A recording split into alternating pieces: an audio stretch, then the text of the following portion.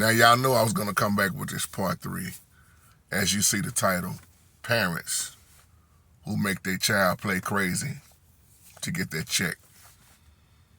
Not only is it grown people who play crazy to get their check, but then you got parents out here that tell their child to act crazy. In reality, there's nothing wrong with that child. And I'm not talking about everybody, of course. And we all probably know somebody like this, or more than one like this. I know quite a few grown people like this that play crazy to get their check. And they got to be on, psych meds and all this stuff. And hey, man, I'm just playing the system, man. You know, I'm beating the system. But my point of this video is, do you know what that really do to that child as they grow up? And you telling them to act like something wrong with them just so you can get a check from the government. And that child is growing up really messed up now because it ain't nothing wrong with me, but my mama want me to play crazy just to get a check. And then someone wind up playing crazy. And they played crazy so long that they turned into crazy because of playing crazy. And for a parent to stoop that low, to put something on your child, and I used to work with a lady like this, and she was always into it with her baby daddy. He don't do nothing. This, that, you know, she tell me the story left and right. And that's why I have my child to play crazy to get that check. Yeah, but what is that doing to that child? How is that really messing up her mindset? And then I remember this one time, this lady had her son playing crazy, mental illness. And he played the role so long that it got to his head. Until one day he was tired of playing crazy, doing what his mama said, and he committed suicide.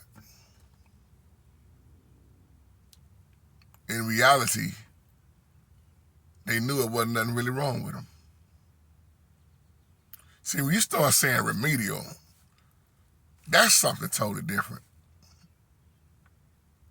You know that that's different than you talking about somebody playing crazy, or like I was saying with the special ed, or the ones who didn't really need to be in special ed. They were just thrown in there. And if you really caught what I was saying in the last video, it's also a money thing. You got to realize who really getting paid, and realize why they really changed the ADD to ADHD, adding in that hyper, because somebody wasn't getting a lot of money, wasn't getting enough money until that happened. Y'all know what I'm talking about, read between the lines. So I'm tying all these videos in together because you actually have people out here who will have their child play crazy just to get that check. And as I would hear it all the time, man, I'm beating this system. I'm beating the system. But why you beating the system? Are you really beating the system, or is that system really beating you? Because you say you beating the system, you're going to get all the money you can out of the system. But are you really beating the system? You got to really look at it. Just like a lot of women who used to brag about, you know, the government assistance, they would throw it up in other women's face. When you see a lot of them other women who really needed help. But they would throw it up in their face, girl, I got a 4-bedroom house, Section 8. My rent ain't nothing but $75 a month, Section 8. I'm riding good. Look at my car. I got food stamps. You got women who rubs it in other women's face. It ain't nothing funny about that. I remember my friend of mine, she's dead and gone now. Her name was Kim, but she pissed my twin brother off so hard one time because she was over the house, we had a little party, and she was over the house bragging about how she just wearing the government out. And my twin brother said, "You proud of that?"